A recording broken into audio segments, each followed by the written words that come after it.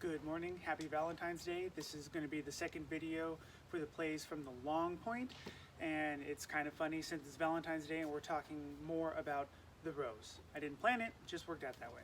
So let's look at the play and then I'll talk about how I practice it. Bind him as before, and as soon as the swords connect in the bind, then break through below with the rose between you and him and cast the short edge in at his head on the other side. Or, after you have broken through below from the bind with the rose, then wrench his sword sideways from the other side with the short edge, so that your hands cross over one another in the air. Strike deep with the short edge over at his head.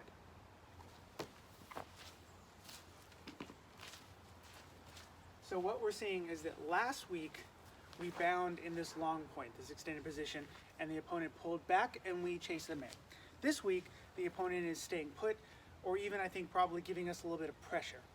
So we're going to react a little differently. So now we've bound, cross swords with the opponent, and they're staying put and giving us a little pressure, which gives us the freedom to do this kind of disengaging cutting motion. We're going to break through from below to the other side of their sword, and we're going to throw the back edge over across at their face, kind of behind their sword. Or we're going to disengage, hit their sword with the back edge to wrench it, and then cross over with the back edge at their head. So I brought out, again, my little stick on my pel. Not that I use this, but I think it's a little bit easier to picture. So just to use this to kind of illustrate a little bit, we have bound, we're here. What I'm going to do is I'm going to break through below. So I'm doing this kind of disengaging cutting motion, or that flower petal shape below their sword. And the first option is I'm just going to do this, and although Meyer doesn't say to, I like to do this with an offline step.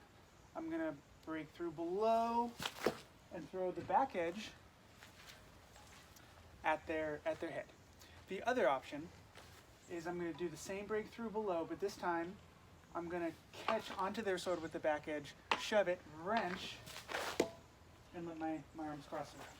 So let me adjust the angle a little bit. Maybe you can see this a little bit better.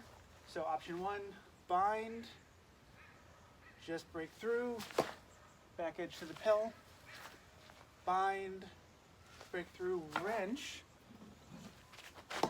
cross on your back. So if I do this at the camera,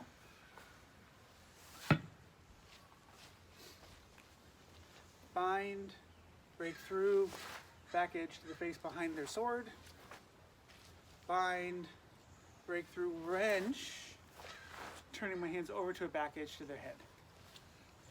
And so the shorthand really is just high cut to the long point, break through below, we're coming around to the other side, and again, Meyer doesn't describe it, but I like to do this with an offline step, because we're kind of giving up that center line control. So there's really only two scenarios where this is going to work out.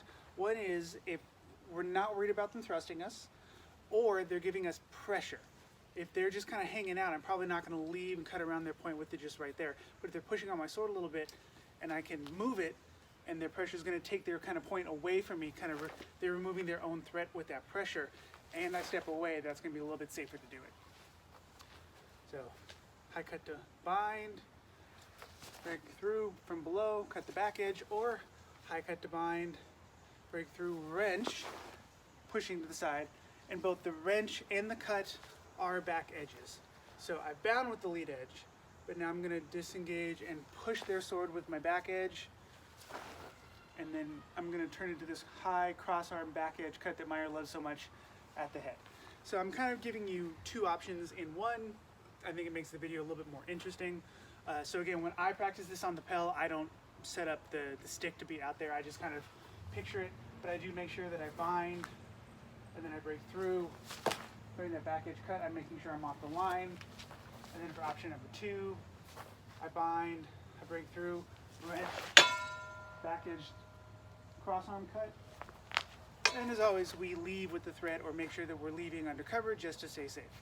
So those are the next kind of two options involving the rose from this long point bind. I hope that if you get a chance to practice that this week, it is helpful and interesting. And if you have any comments or questions, let me know.